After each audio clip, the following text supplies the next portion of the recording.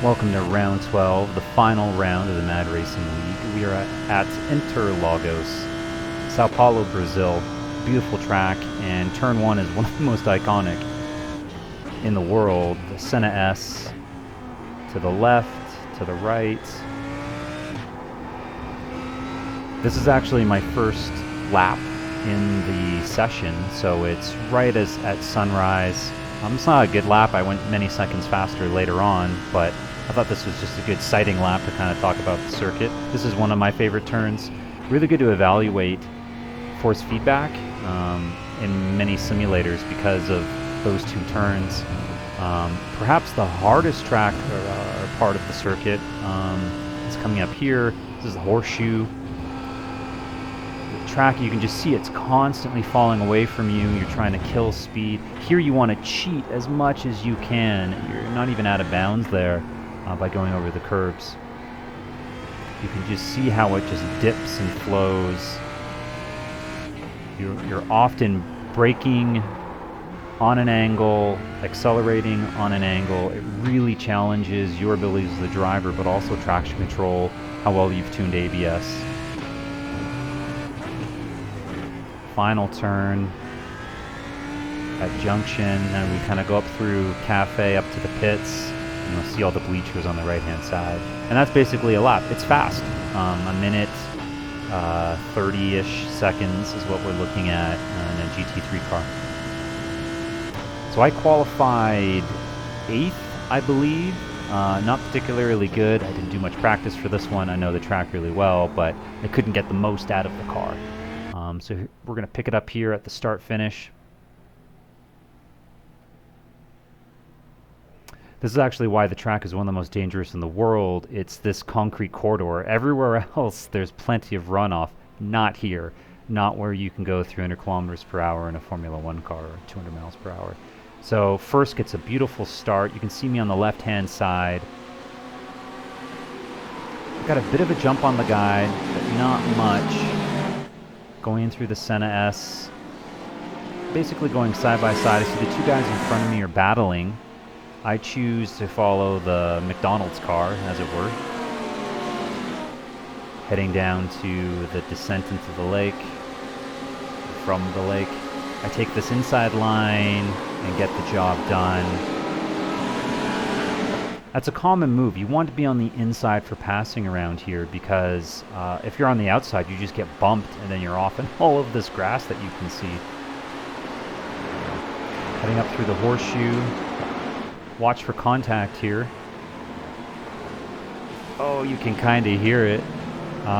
Here it is from the chase camera. Look at the distance between the orange, white, and red car and the blue car in front of him.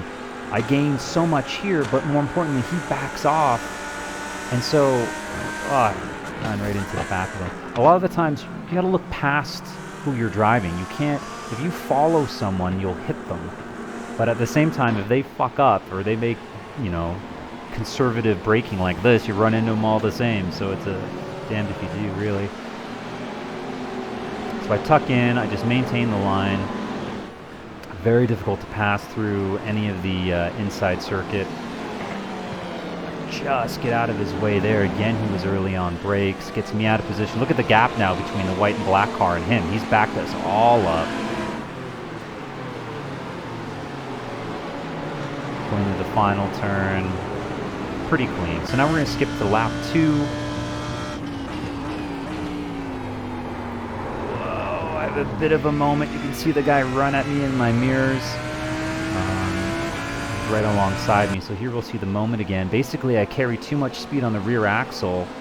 I need to set my brake bias more to the rear to prevent the rear from spinning or traction control engaging. We go up through the horseshoe. Again, I have the inside line, so he's always going to run out of road up there. Oh, but he tags. He gets a little loose, tags the guy behind him, and then he loses it himself. Again, carrying all this momentum on the rear axle. Switching back to my onboard. He's to my left. So he starts wide on that line, cuts across to knock that guy. You can see it's all about rhythm. His line's all screwed up. it feels like you're doing okay until you're not, and you can just see his car slide away.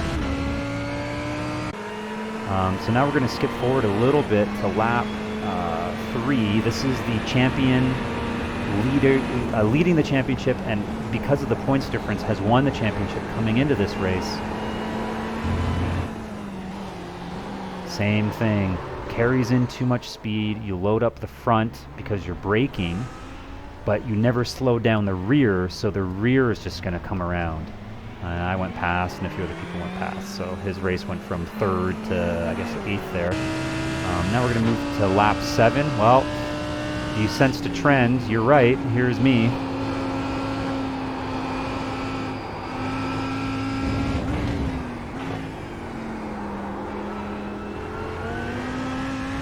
can see the ABS kick in, flashing, but I'll lock it up, full ABS coming up here. See that? And so that's a brake bias setting. You know, you gotta, that's what I'm realizing now in the GT3 class. You gotta tune the ABS so that it doesn't let the rear wheels keep spinning when you lose control like that, a high side as it were. You have to tune that out because you can't, all you can change is the brake bias. Anyway, lap 11, on that mistake I fell back to 8th. And now I get caught up in this. So we see 2 Ferraris in front of me. On the same team, this yellow car is a GT4, so he's slower, different class. I have to tuck in and just basically follow this guy for a little bit, see if I can find an opportunity. I was dramatic in pulling out to the left there. I mean, I was never going to make a pass attempt, but you got to look serious. Maybe it leads to this.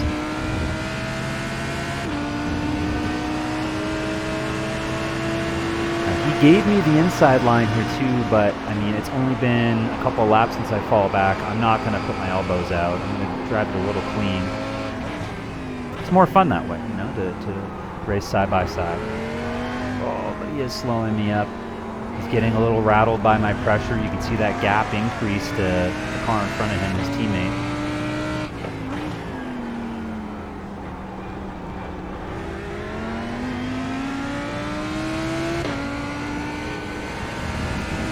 This one's really tricky right here because, especially when, you know, from my perspective, there's no brake markers, so I'm using the tarmac to read, but when there's a car right in front of you, it's hard to see. So now this is lap 13. This is not a replay. This is me trying to do the same thing again, but no opportunity there. So all I can do is just maintain the harassment. This is kind of a drone camera angle. Going through Pine Tree, heading up to the duckbill, maintaining pressure, just trying to see, you know, will he make a mistake? Yeah, he didn't get away very quickly there. Now I'm all over him heading down a junction, turn 12. And look at that, see how he went ahead of me? That's because he carried too much speed. Couldn't get the car slowed down in time. So then, in order to avoid going off track, he has to slow down even more in a straight line and no longer turn. So now we're skipping up to lap 17. Here's my opportunity to pit. The fuel alarm is on. I don't follow the guy I'm chasing. I decide, you know what, I'm going to stick out for another lap. And this is something I'm trying to get used to, the fuel strategy. And really what it is, it's traffic management, not fuel management.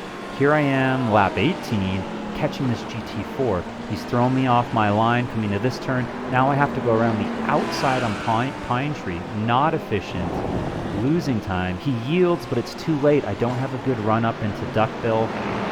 I even go wide on my exit because my line's all screwed up. It's all about rhythm around this circuit. That cost me a full second. So now I'm skipping ahead a little bit to lap 20. This guy's in front of me trying to manage traffic. You can see that GT4 swoop across. And he carries too much speed into that final turn. You can see the tragedy of doing that. Flies across the circuit. Has to go to the grass to recover. Here I come through. This is going to put me into 5th now. So we're in the final laps here, about 5-6 laps to go. I come through the corner now in the back there. So I'm catching one car in class, that Ferrari again, and then those two GT4s, these two McLarens in front of him. Slower traffic as we go through the interior part of the circuit. You can see him flash his lights, passes one of the GT4s. Now he's heading up through Horseshoe. It's a tough line. He tries to stick it on the outside, gets the speed, but can't make it to the apex before the GT4 does. Neither can I. We both get held up here. This is the really fascinating part of GT4 multi-class racing. Me and him are racing for position. These two GT4s are racing for position. You can see him again. He probably should have thrown it up the inside there. I'm also blocked. It's just it's a game of patience and respect. Trying to, and there you see a GT4 let me go through. I get all this speed, charging down to turn 12. And finally, we get past that GT4 traffic. So here it is from the onboard perspective.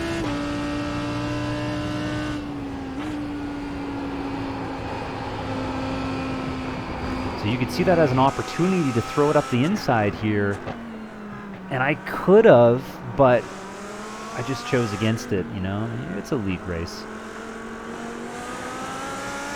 Now here I thought he would have yielded, but he didn't. He had the inside line, so he takes it. He does yield a little bit here on exit. But maybe he just doesn't have the acceleration with that slower class car. Look at all the speed I have here, but generally don't follow. You see how that GT4 braked up?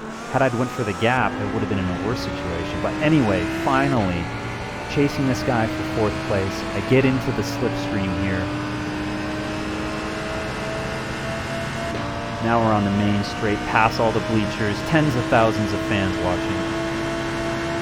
Oh, he closes the door on the left. I swing it to the right. Check this out from the side camera.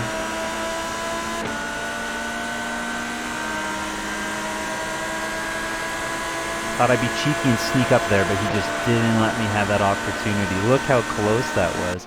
Here, we'll catch it in slow-mo.